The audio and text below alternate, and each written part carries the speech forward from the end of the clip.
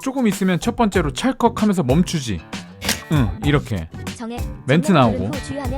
자, 이런 경우에 원 단위, 리터 단위 고민 많이 하지. 그런데 그냥 끝내는 방법이 있어. 버튼엔 답이 없다. 어떻게 하냐면 자동차 이야기, 그 중에서도 주유소 가기 전부터 주유가 끝날 때까지 다들 정말 몰랐거나 궁금했던 이야기 딱 5가지 골라봤거든. 빠르게 순서대로 짚어보자고. 일단 계기판 보니까 주유할 때 됐어. 혹은 주유동이 들어왔어. 그런데 지금 너무 뜨거운 대낮이야. 주유하는 타이밍이 따로 있다고 들어봤어? 대낮에는 피해서 저녁에 넣어야 더 많이 들어간다던데? 맞아. 특히 뜨거운 여름에 이 말들이 정말 많이 도는데 결론부터 얘기하면 거의 의미 없어. 액체의 팽창 계수라고 들어봤어? 동일한 압력일 때 온도에 따른 부피 변화를 이야기하는데, 이 온도에 따른 변화가 확실하게 보이는 알코올, 수은 같은 경우에는 우리가 많이 쓰는 온도계에 쓰이는 거지. 온도가 올라가면 부피가 팽창하고 우리 눈에는 온도가 상승하는 걸로 보여주니까.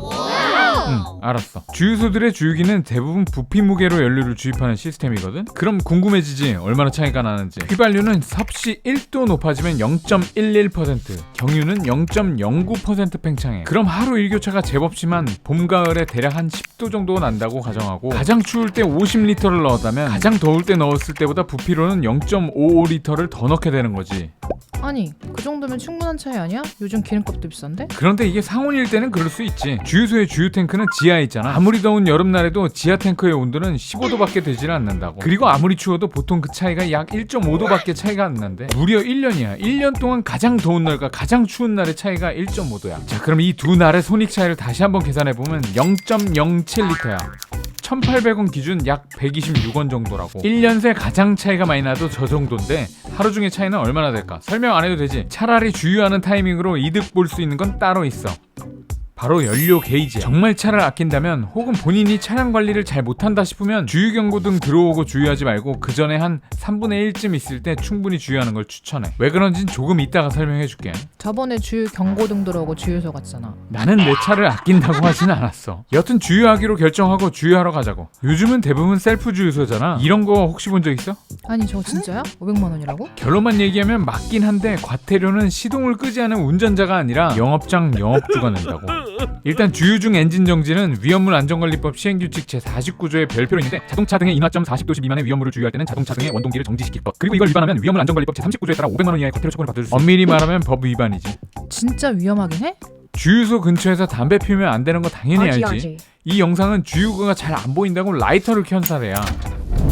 자, 그리고 주유기 옆에 정전기 패드 그냥 있는 거 아니야. 남들 만진 거 만지기 싫다고 안 하잖아. 이 영상은 정전기로 발생한 폭발 사례야. 가솔린은 인하점이 영하 43도여서 정말 추운 날에도 저렇게 반응할 수 있으니까 정말 위험한 거라고. 그런데 주유할 때 시동을 켜놓는 게 화재만 문제되는 건 아니야. 발생할 수 있는 참사는 하나 더 있어. 혼유 사고라고 들어봤어? 가솔린 넣어야 하는데 경유 넣는 거? 그렇지. 사실 주유구 끝에 달린 관 있잖아. 그걸 스파우트라고 하는데, 이 관의 직경이 서로 사마띠 아니해서 가솔린차에 디젤관을 넣기는 좀 힘들어. 억지로 막. 보통 디젤관이 가솔린차 주유구보다 커.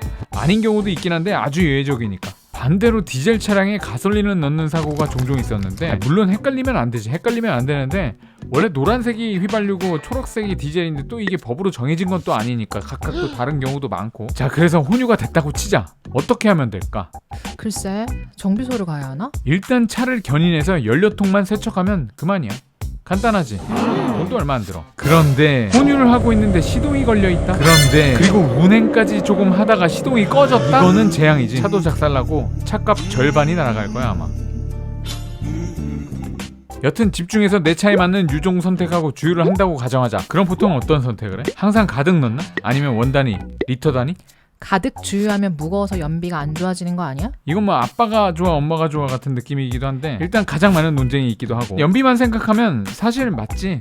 그런데 직접 따져보자고. 다들 산수는 잘하잖아. 자, 예를 들어서 50리터 연료 탱크를 가진 차라고 해보자고. 만약에 적정량 주유를 7-80%로 가정하고 35리터에서 40리터 되겠지. 그럼 차이는 약 한 10리터에서 15리터 차이잖아. 그리고 일반적인 휘발유 무게는 1리터에 0.75kg이야 물보다는 비중이 떨어지니까. 자, 그럼 산수해보자. 10리터에서 15리터 차이니까 7.5에서 11.25kg이겠지. 대략 10kg 차이라고 하자고. 도로교통공단에 따르면 차량 적재량을 10kg 줄였을 때 50km당 80cc의 연료가 절약된다고 하더라고. 자, 그렇다면 우리가 1km당 절약되는 연료는 50km를 80cc랑 1.6kg 하면 625km는 주행해야지 1리터가 절약된다고 볼 수 있는데, 자 여기서 사람마다 좀 가치관이 다를 수 있다고 나는 생각해. 나는 주유소를 한 번 가는데 더 쓰는 기름값도 시간도 비용이라고 생각하거든. 아무래도 3번 갈 거 4번 갈 테니까 그 시간에 다른 생산성 있는 일을 할 수도 있잖아. 유튜브에서 생활티평 영상 1개라도 더 봐야지. 그렇지. 그리고 이참에 트렁크를 정리하거나 연비운전을 실천하는 게 맞지 않나 싶긴 한데, 연비운전에 관심 있는 사람은 고정 댓글 참고하길 바래. 자, 반대로 가득 주유하고 다닐 때 장점을 보면 이 연료 펌프에 대한 이야기를 안 할 수가 없는데, 연료 탱크 안에 연료를 엔진으로 전달하는 펌프가 있거든. 그래서 차가 시동을 걸고 있으면 쉬지 않고 돌아가는데 이 과정에서 열이 발생할 거 아니야. 바로 이 열을 식혀주는 냉각제가 연료가 된다고. 생각해보자. 냉각제가 부족하면 연료도 펌프도 같이 뜨거워질 거 아니야. 그러다 보면 펌프가 고장날 수도 있고 수명이 짧아질 수도 있고, 게다가 연료는 윤활질이 중요한데 온도가 올라가면 또 이게 떨어져. 그래서 이것저것 마모도 생기고 불편한 일이 생길 수 있다는 거지. 차량 관리 면에서 보면 가득 주유가 답일 수 있다. 고 조심스럽게 생각해 난. 특히 경유차들은 겨울에 연료 탱크에 결로가 생겨서 만들어지는 수분이 유입되는 걸 방지할 수 있어서 도움이 될 거야. 휘발유는 그나마 조금 나은데 경유는 수분이랑 연료랑 섞이면 불순물이 만들어진다고. 또 이게 연료 필터 고장내니까 참고하고. 여튼 가득 주유를 선택한 건 여러모로 잘 생각한 거야. 자, 가득 주유를 선택하고 조금 있으면 첫 번째로 찰컥하면서 멈추지. 이렇게 멘트 나오고. 자, 이런 경우에 원 단위, 리터 단위 고민 많이 하지. 그런데 그냥 끝내는 방법이 있어. 버튼엔 답이 없다. 어떻게 하냐면 그냥 걸어. 걸면 주유가 끝나고 영수증 나와. 진짜? 나 매번 원 단위로 했는데? 믿어. 좀 믿으라고. 영상으로 확인하자. 되잖아. 이걸 다들 모르더라고. 연료통이 이렇게 생겼거든. 주유가 처음 멈출 때는 이 스파우트 끝에 벤츄리관이라고 있는데 그곳에 기름이 닿아서 끊기게 되는데, 원리가 궁금해?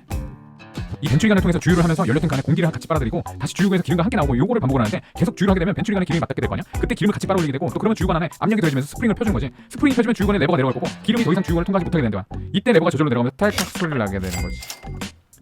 자, 구조를 보면 이미 급유관 안까지 기름이 차 있다는 거니까 공간도 별로 없고 굳이 주유소에서 몇백 원 몇천 원 더 쓰는 건 의미 없지. 그리고 특정 차종들은 정말 기름이 넘치기도 한다니까 굳이 안 하는 게 좋겠지. 원 단위면 결제 금액이 깔끔해져서 좋고, 리터 단위로 하면 주유 할인 카드 쓸 때 딱 떨어지잖아. 원 단위 결제로 깔끔해지는 결제 금액은 인터넷 쇼핑하면서도 지켜져? 어차피 뭐 할인받고 포인트 쓰고 하다 보면 지저분해지는데 차라리 잔돈 저금하는 그런 적금 하나 들어두는 거 어때? 그리고 리터 단위로 하면 주유 할인 받기 좋다고? 그럼 전국에 있는 주유소의 리터당 금액을 카드사가 어떻게 인지하겠어? 서울시만 해도 주유소별 가격 차이가 천차만별이야. 셀프 주유소하고 아닌 곳하고도 차이가 엄청나고. 자, 강남구 가격을 한번 볼까?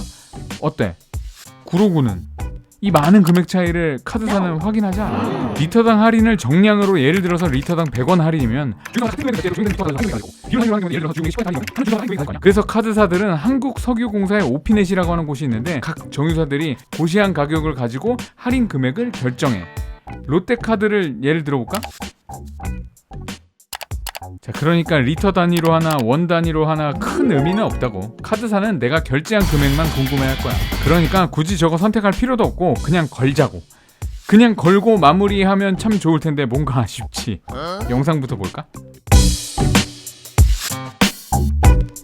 솔직히 이런 생각 해봤지? 주유하고 멈출 때 문득 이런 생각 들었잖아. 결론부터 말하자면 저거 완전 뻘짓이야. 자, 왜냐하면 쉽게 말해서 주유건 안에 온오프 밸브가 있는데 주유건 손잡이를 당겼을 때 기름이 나오게 돼 있어. 그러면 주유가 끝나면 자동으로 닫히게 돼 있고, 결론은 주유 호스를 아무리 올려들어도 기름이 흐르지 못한다는 거야. 그래? 그럼 주유 호스에 차 있는 기름은 내가 결제한 거 아니야? 계속 기름은 호스를 가득 채워져 있어. 내가 주유하기 전에도 항상 채워져 있는 게 맞고, 내가 구매한 유량 측정은 주유건에서 나간 만큼이니까 걱정하지 마라. 그리고 몇 방울이 아쉽다면 잘 털어서 가는 것까지가 유일한 방법인데 또 아까워하지 말자. 또 남자가 아마 영상 제작자의 의도는 정보보다는 뭐 어그로 같긴 한데 주유할 때 개그 욕심 발동하는 거 하면 뭐 말리진 않겠어. 자, 오늘 내용 솔직히 도움 됐잖아. 나 이거 궁금해 알려줘 하는 내용 있으면 댓글로 적어주고, 기왕이면 욕보단 응원 좀 하자. 말 안 해도 구독 버튼은 이미 눌렀을 테고 좋아요는 매너지. 다음엔 또 다른 내용으로 들고 와볼게. 끝!